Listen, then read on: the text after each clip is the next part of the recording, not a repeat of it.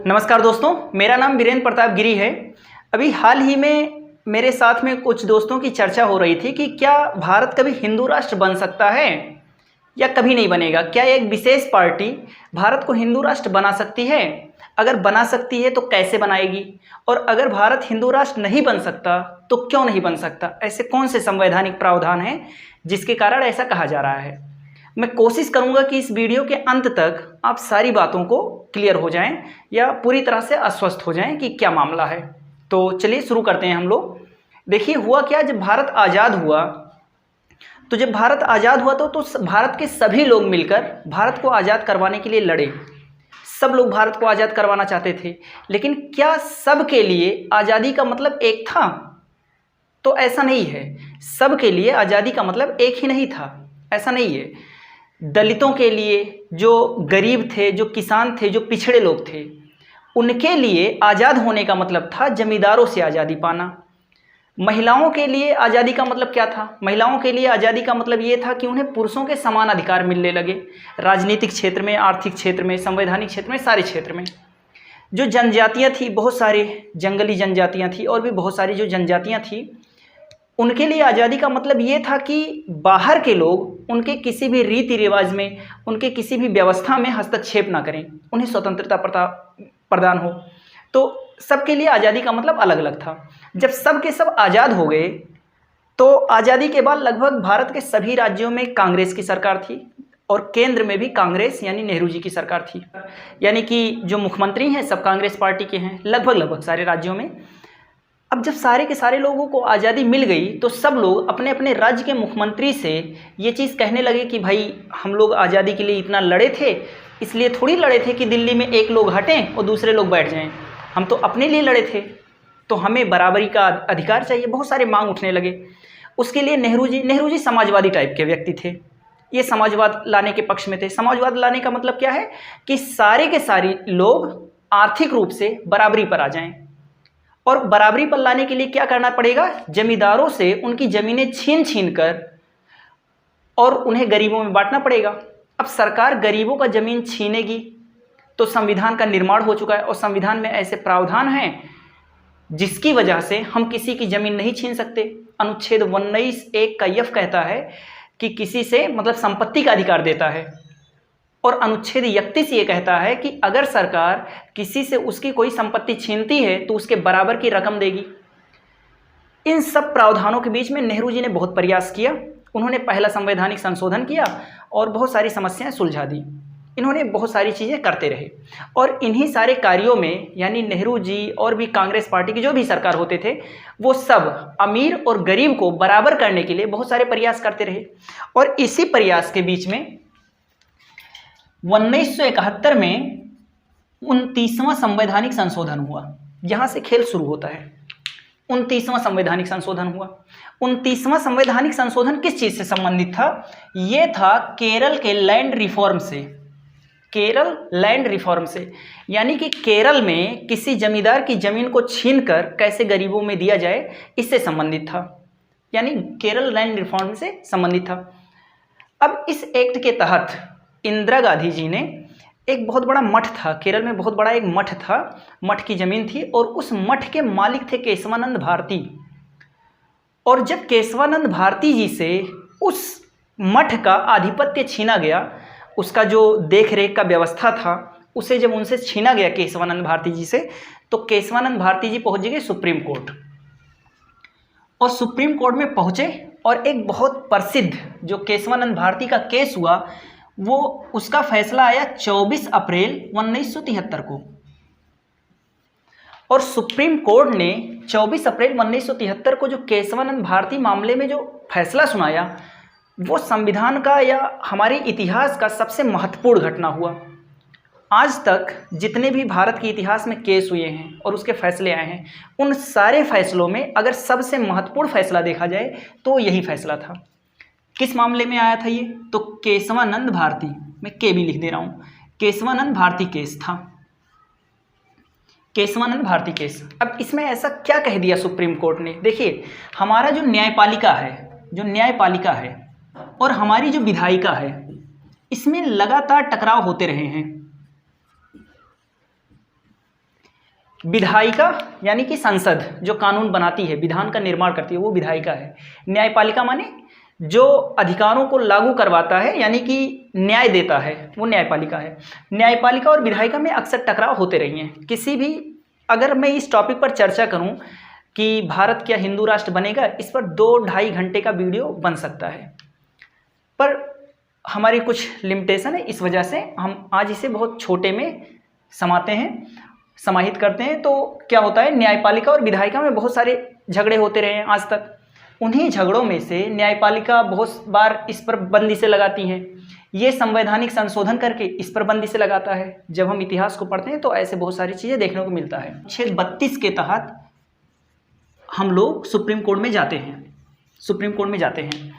अनुच्छेद 32 के तहत जब केशवानंद भारती सुप्रीम कोर्ट पहुंचे तो कोर्ट ने कहा कि देखिए विधायिका साहब, संसद जी, समझ लीजिए कि आप संविधान के किसी भी भाग में संशोधन कर सकते हैं, लेकिन संविधान के मूल ढांचे में कभी भी संशोधन नहीं कर सकते। अब ये मूल ढांचा क्या है, इसको बेसिक स्ट्रक्चर कहते हैं। यानी केशवानंद भारती केस में सुप्रीम कोर्ट ने कहा कि विधायिका संविधान के किसी भी हिस्से में संशोधन कर सकती है, चाहे वो प्रस्तावना हो या कोई भी हिस्सा हो, हर हिस्से में विधायिका उसमें संशोधन कर सकती है। लेकिन ध्यान में रखें, विधायिका कभी भी संविधान के मूल ढांचे में परिवर्तन नहीं कर सकती, संशोधन नहीं कर सकती। अब बेसिक स्ट्रक्चर इसे कहते हैं, बेसिक स्ट्रक्चर में संशोधन नहीं कर सकती। विधायिका ने पूछा कि ठीक है भाई, हम संविधान के बेसिक स्ट्रक्चर में संशोधन नहीं करेंगे, लेकिन ये बता दीजिए कि बेसिक स्ट्रक्चर क्या है, क्या होता है बेसिक स्ट्रक्चर, हम उसमें संशोधन नहीं करेंगे, विधायिका ने कहा। तो सुप्रीम कोर्ट ने कहा कि देखिए भारत का एक पहचान है, अंतर्राष्ट्रीय पहचान है, तो भारत की जिन विशेषताओं के कारण भारत में एक अलग पहचान है, जो विशेषताएं हैं भारत की, जिसकी वजह से भारत को जाना जाता है, वो भारत का मूल ढांचा है। विधायिका ने कहा कि इतना घुमा फिरा के मत बताइए, सीधे सीधे बताइए कि ये मूल ढांचा है, इसमें परिवर्तन नहीं करना है। तो सुप्रीम कोर्ट ने कहा कि मैं ऐसे नहीं बताऊंगा, मैं ऐसे नहीं बताऊंगा, इस तरह से बताऊंगा, जैसे जैसे टाइम बीतेगा वैसे वैसे मैं एक एक करके बताते चलूंगा कि ये संविधान का बेसिक स्ट्रक्चर है। यानी केशवानंद भारती केस में देखिए ये फैसला आया था 509 पेज का, 509 पेज का फैसला आया। 13 जजों की बेंच ने 7-6 के बहुमत से इसे पास किया, यानी 7-6 के बहुमत से। देखिए 13 जजों का बेंच बैठा था। देखते हैं बेंच क्या होता है। जैसे देखिए सामान्य अवस्था में, सामान्य केस में या तो 1 जज का बेंच होगा, या 2 जज का, या 3 जज का। लेकिन अनुच्छेद 145 कहता है, अनुच्छेद 145 कहता है कि अगर, अनुच्छेद 145 क्या कहता है कि अगर सुप्रीम कोर्ट को अनुच्छेद 143 के तहत किसी को सलाह देनी हो तो कम से कम 5 जज की बेंच बैठेगी, या फिर संविधान की किसी प्रावधान पर, संविधान के किसी बात की व्याख्या करना हो तो 5 जज की बेंच बैठेगी। अनुच्छेद 143 के तहत हमारा जो सुप्रीम कोर्ट है वो सलाह देता है राष्ट्रपति को। अगर सलाह देना है तो 5 जजों की बेंच बैठेगी, और अगर संविधान के किसी हिस्से की व्याख्या करना है तब भी 5 जजों की बेंच बैठेगी। और 5 जज या उससे ज़्यादा की जो बेंच होती है उसको संवैधानिक पीठ कहते हैं। पहला बात तो ये हो गया अनुच्छेद 145 में। दूसरी बात ये लिखा है अनुच्छेद 145 में कि अगर कोई फैसला सुप्रीम कोर्ट ने सुनाया है तो जितने जजों की बेंच ने फैसला सुनाया है उससे अधिक जज की बेंच जब बैठेगी तभी उस फैसले को बदल सकती है। ये लिखा है अनुच्छेद 145 में।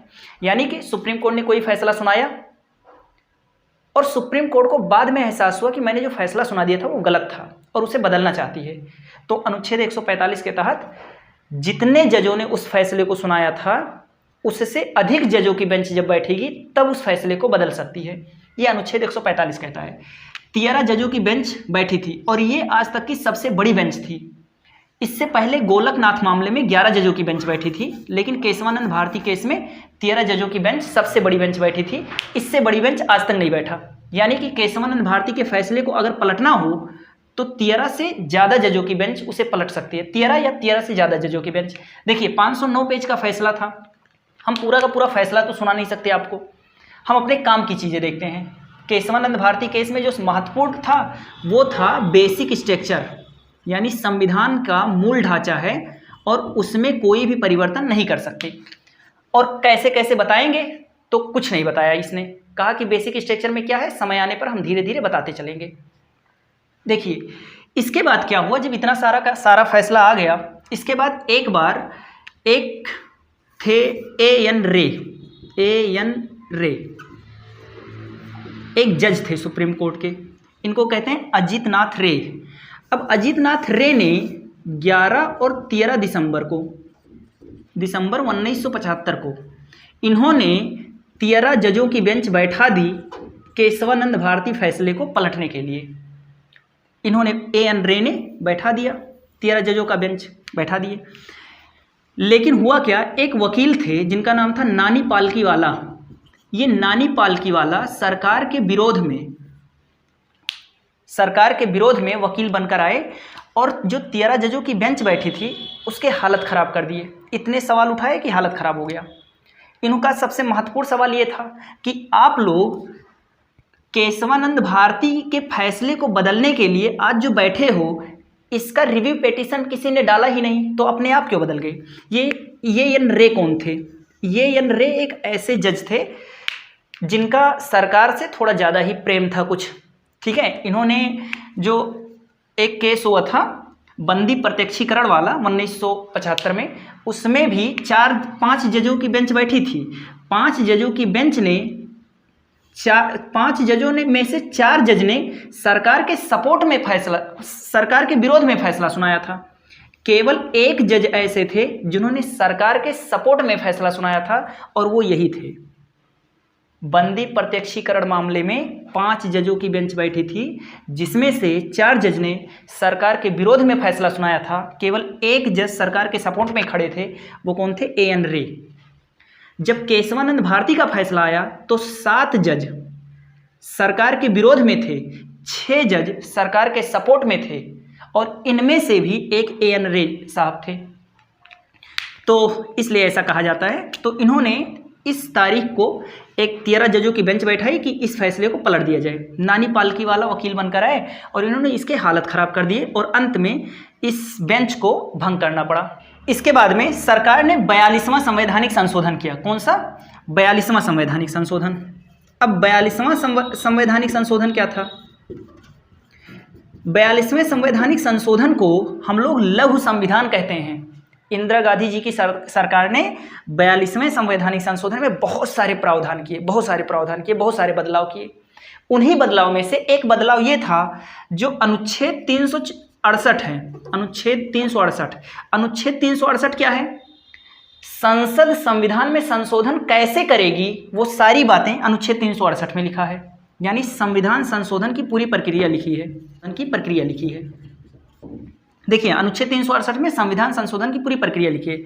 42वें संवैधानिक संशोधन में बहुत सारे प्रावधान किए गए। उन्हीं प्रावधान में से एक प्रावधान ये था, इंदिरा गांधी जी ने अनुच्छेद 368 के खंड 4 और खंड 5 जोड़कर उसमें ये लिख दिया कि संसद की शक्ति असीमित है। संसद हर चीज में परिवर्तन कर सकता है, चाहे वो बेसिक स्ट्रक्चर हो, चाहे कुछ भी हो, हर चीज में भारत का संसद संशोधन कर सकता है, कोई दिक्कत नहीं है, और इसकी कोई लिमिट नहीं है। संसद की शक्ति असीमित है, ऐसा बात लिख दिया इसमें अनुच्छेद 368 के 4 और 5 में। फिर एक केस हुआ 1980 में। 1980 में एक केस हुआ, उस केस का नाम था मिनर्वा मिल्स मामला। इन सब मामलों पर हम विस्तार से चर्चा कभी और कर लेंगे, अभी के लिए हम वैसे समझ लेते हैं। मिनर्वा मिल्स मामला जो हमारे काम का है वही देखते हैं। मिनर्वा मिल्स मामले में सुप्रीम कोर्ट ने सीधा कहा कि अनुच्छेद 368 का 4 और 5 ये दोनों अवैध हैं, यानी इसको खारिज कर दिए, और ये खारिज हो गया। किस मामले में? सुप्रीम कोर्ट ने मिनर्वा मिल्स मामले में अनुच्छेद 368 के 4 और 5 को खारिज किया और समझा दिया कि संसद भाई तुम हिसाब से रहो, तुम संविधान के किसी भी हिस्से में संशोधन नहीं कर सकते, ठीक है। संविधान का एक मूल ढांचा है, उस मूल ढांचे में परिवर्तन नहीं कर सकते। और मूल ढांचा क्या है बताया ही नहीं, कहा कि समय आने पर धीरे धीरे हम बताते चलेंगे। अब ऐसा हो गया। इसके बाद में फिर एक मामला हुआ, वामन राव का मामला।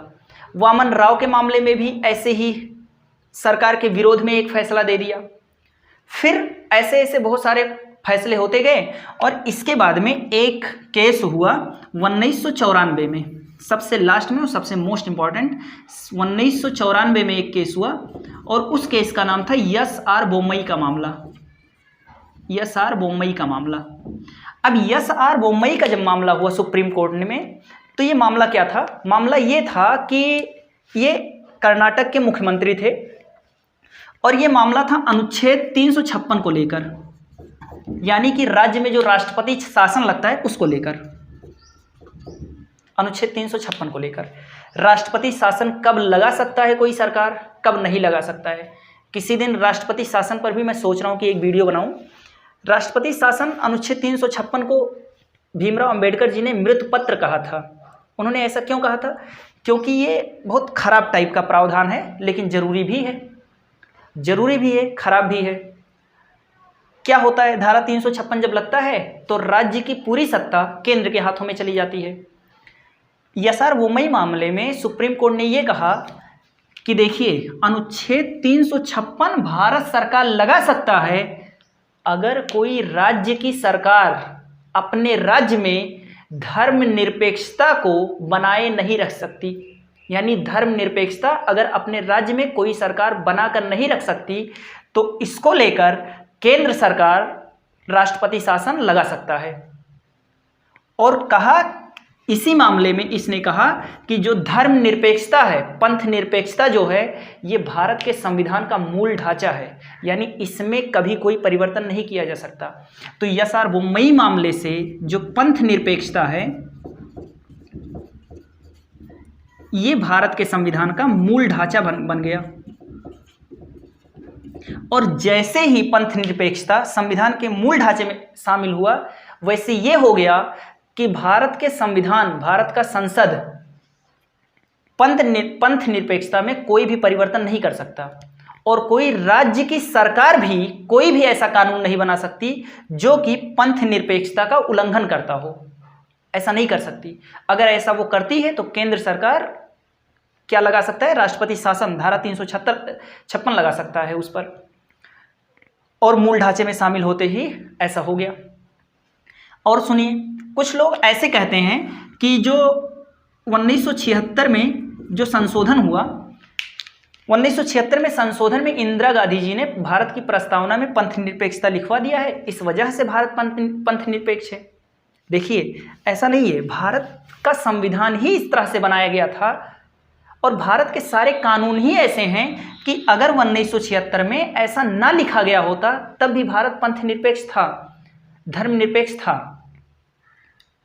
ऐसा उन्होंने लिखकर पूरी तरह से क्लियर कर दिया। देखिए, भारत में ऐसे 50 ऐसे नियम हैं, कानून हैं जो भारत के संविधान को पंथ निरपेक्ष घोषित करते हैं।